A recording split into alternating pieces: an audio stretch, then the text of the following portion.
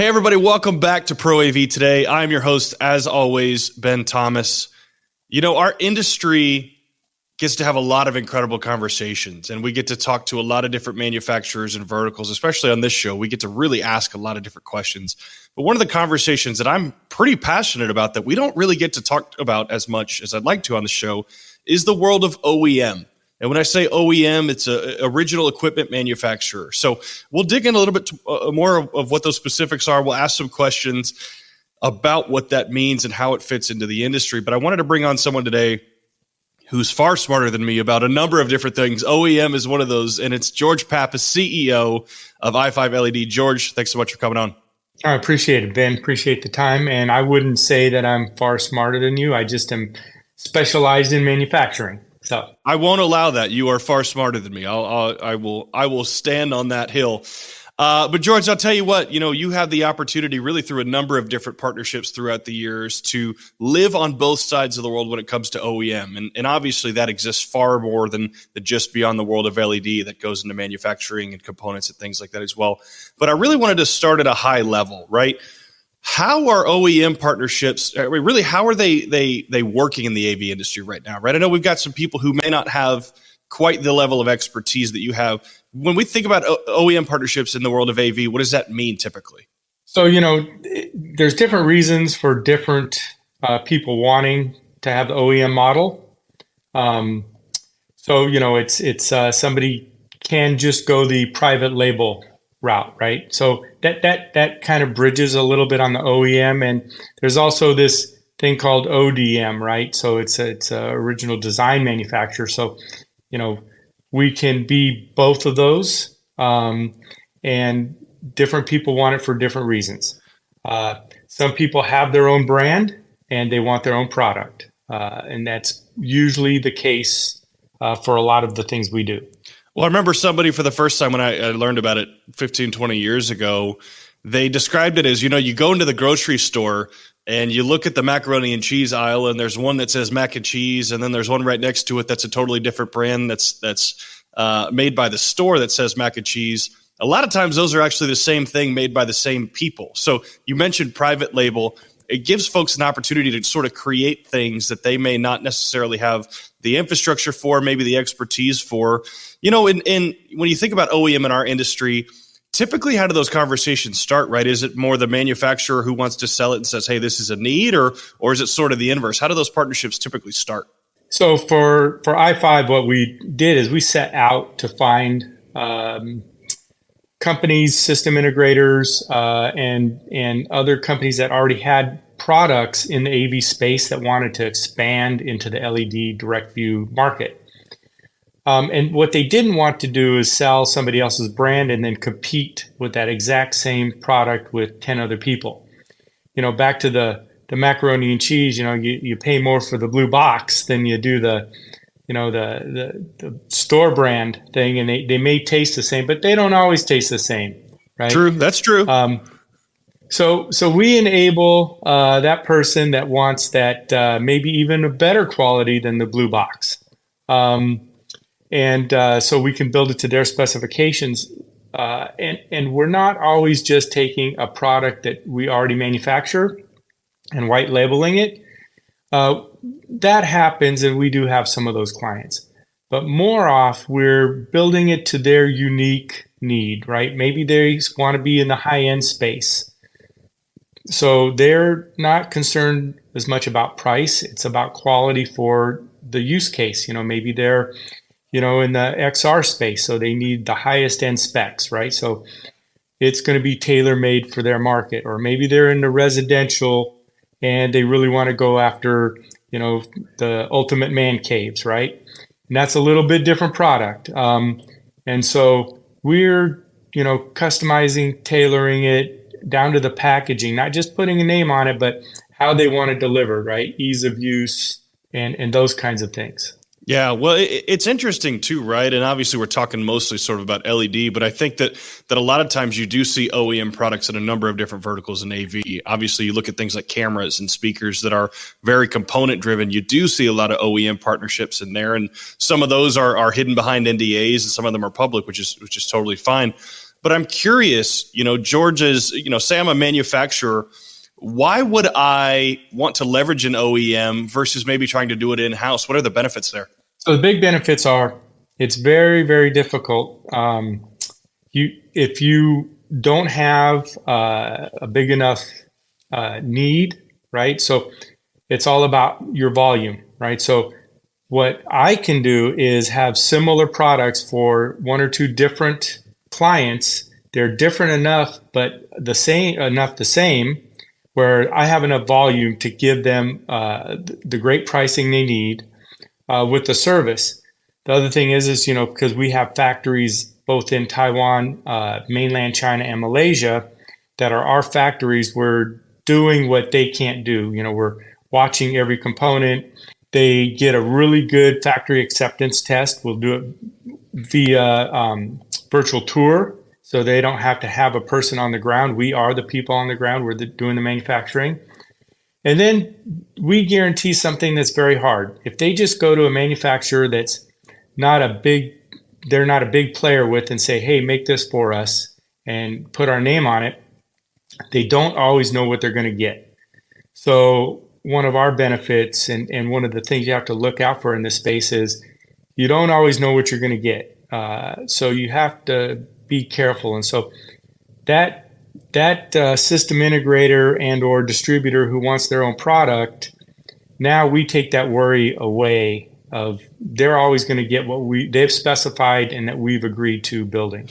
Well, you bring up a really good point, right? Is that sort of hands-on partnership, and I think that it's important to note that there are some OEMs and manufacturers that are more, hey, we're going to design it, give it to you, and that's it, right? But there's sort of a white labeled and different tiered approach to sort of the OEM side, right? You mentioned certification, compliance. One of the conversations that we have regularly in our industry is things like TAA compliance or certifications or all sorts of different conversations. Can you talk about sort of how different OEM partners work in that partnership tier? I mean, like I said, some are not very hands-on at all. Some are very white labeled. What's sort of the difference there that you'd see? So the hands-on ones, may want to do all the certifications in-house, right? They may want to have somebody manufacture. They'll bring it in. They'll do all of the certs themselves and take it from there. And usually when they do it that way, their cost of purchasing the goods are lower. They'll even ship it in. But others are very busy on the sales and service side and don't have the time to put in all of the importing, all the certifications and all that stuff. But we can take it to the level where we co-brand or co-name, co-list. So we do all the certifications. Somebody looks up the number and it has their name on it. So we're in the background. We're a manufacturer. We do all the work, and they get to do what they're most proficient in, which is sales, service, and after the sales service. Well, how plugged in, are, I would say, the end manufacturers, not the OEM, but the end manufacturers, how plugged in are they with things like R&D and product development and sort of the next steps of what a product could be? Is that something that they are typically pretty involved in, or is that something that they're a little bit more hands-off? Yeah, that's a big spectrum. I mean, we have people that they're very good in sales. They've never actually manufactured, but they want their own product. So they rely, 90% on us for all of that. And then we have some that say, this is exactly what we want built, and we will take it from there. You just build it, have it ready on the dock. We're picking it up. So it's a very broad spectrum, and it's a different kind of business for each one of them. They have their unique challenges. The people that want to be very involved and us more of just the product manufacturer, those challenges are, they can make changes faster than, people want, right? Because they're always trying to innovate. And then on the other hand, the other people, they may not want to innovate, right? They're very happy with what they have. They don't want big change because they're not used to, pushing the edge of technology. So big difference in the types of people and the method of supporting them. Well, absolutely. And one of the things that naturally kind of comes up to, and it's funny, I'm not going to name any names, but it's funny. You go to shows like Infocom or ISE or whatever, and you see products that look very similar. A lot of times it's because they are in fact the same, right? Out of curiosity, I mean, we don't even have to talk necessarily just specifically LED, but how common is it to have OEM partnerships in the AV industry? Is it something that you would say 75% of above are manufacturers have, or is it something that, hey, maybe 15, 20% of folks are using it? Well, that's a big question. You could guess, and you don't have to give away any secrets or anything like that. No, so that's a big question, because here's the interesting thing. I'll give out some dirty laundry in this industry. If you go to China, there's 5 or 6 very large manufacturers, and then there's 100 small manufacturers, and within that, then there's trading companies. So there's kind of 3 levels, and some of the large manufacturers only focus on 3 or 4 products because they just want throughput, but they offer a wide range. So they're going to other smaller manufacturers and just doing the same thing, having them white label it for them to their specifications. And then it's vice versa. Some of these smaller ones go to the really big guys and have them make something. So when you go to an Infocom, I would say there's a cross-pollination between 75% of the companies there. I think that's a safe bet too, but I do want to give the caveat, right, is that it's not all the exact same components, right? Now, what you may find, and you see this as well, is, hey, this manufacturer makes the camera for this video bar, right? There, you talk about cross-pollination, that's kind of what you mean, right? Or, hey, this manufacturer OEMs this chipset or these speakers or things like that.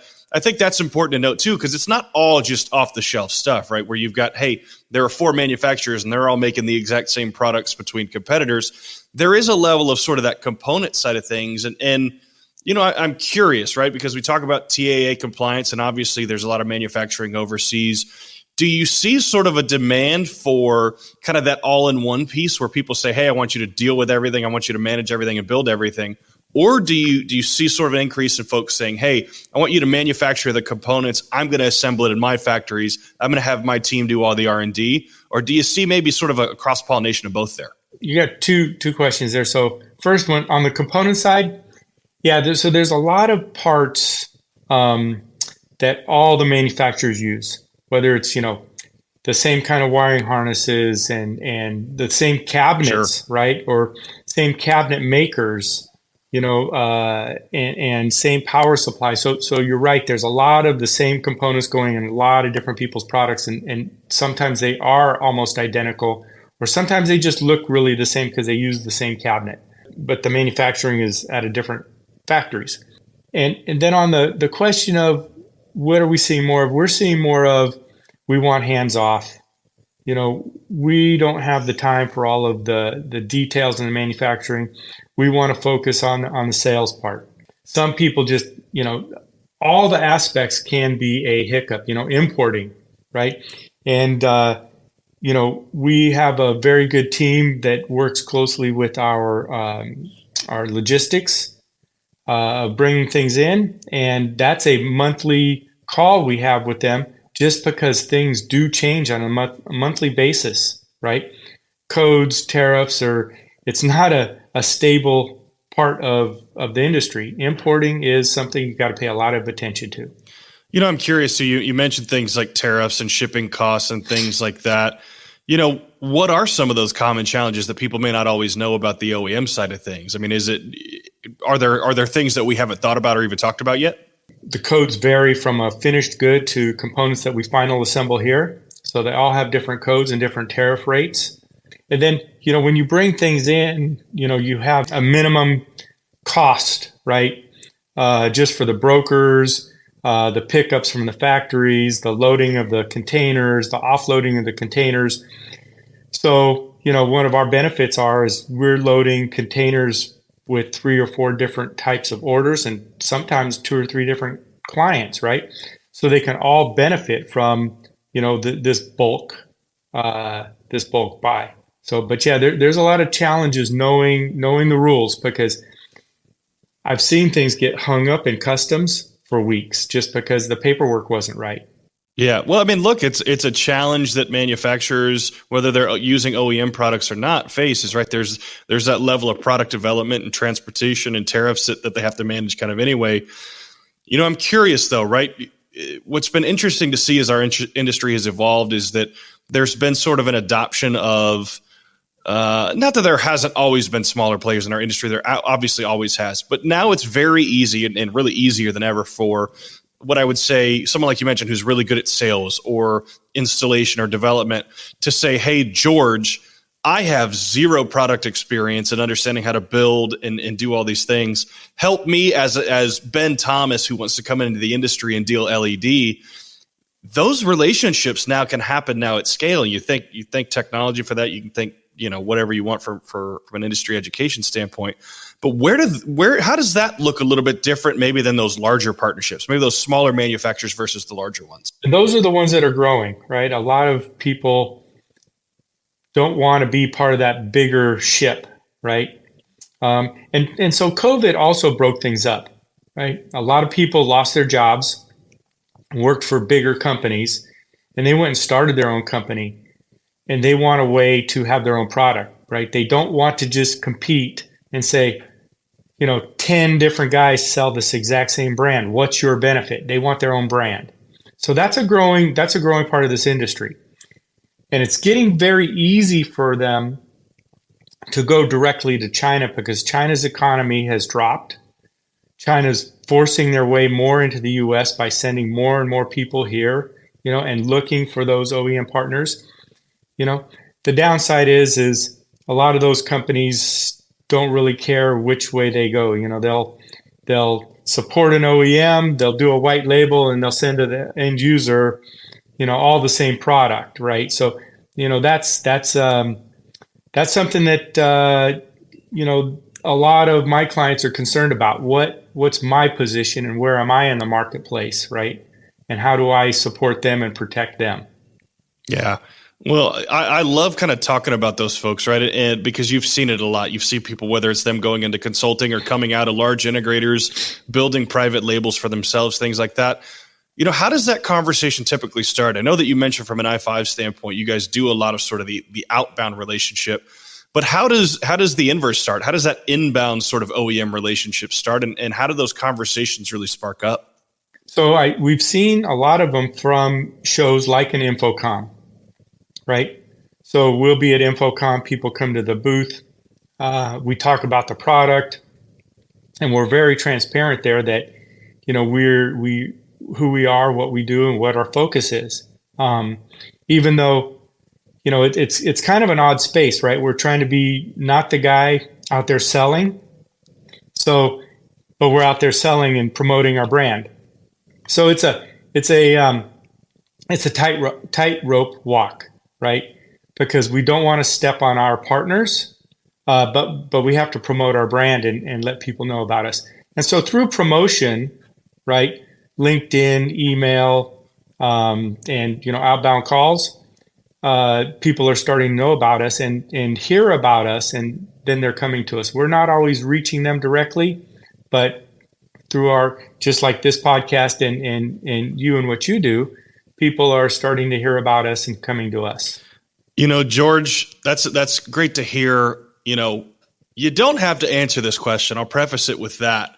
But how do you toe that line as somebody who has an established brand with i5, right? Obviously, you guys have relationships with integrators, installers, folks and buyers and things like that. How do you find that balance between being somebody who actually sells and transports product versus being the OEM side that's more on that white label? How do you find that balance? So we've been very strategic about who we partner with also. So there is different levels, right? And there's different price points. So, some of our OEM partners, we just manufacture for them. So their price is much better than somebody that's white labeling and we're doing the heavy lift, right? So they have that benefit of price. But the smaller guys, what I've noticed is that we support, they're in the places where the big guys are not hearing about, right? They're in their local mom and pops. They've been doing work for these companies forever. And, this guy all now decides I need an LED screen, and I go to the guy who's been doing my phone system, and he did my Zoom system, during COVID, right? And now I want to, I'm hearing about these LEDs, and I need something, and that's their guy. And those guys are the ones that we're helping a lot, and they're not in the same lane as the big guys, right? The big guys are going after these big corporate accounts. They already locked in many corporate accounts, and the little guy's not in. So there's very different lanes. It's not the same vertical. If you said, I do corporate buildings, right? Man, there's such a big diverse thing of a corporate building, from the dentist office compared to CBRE, right? So it's a huge, and everything in between. So there's a lot of room. I mean, it's a bigger sea than everybody would realize. You get out there in a boat and you don't see land, and that's kind of how this industry is at some points. Yeah.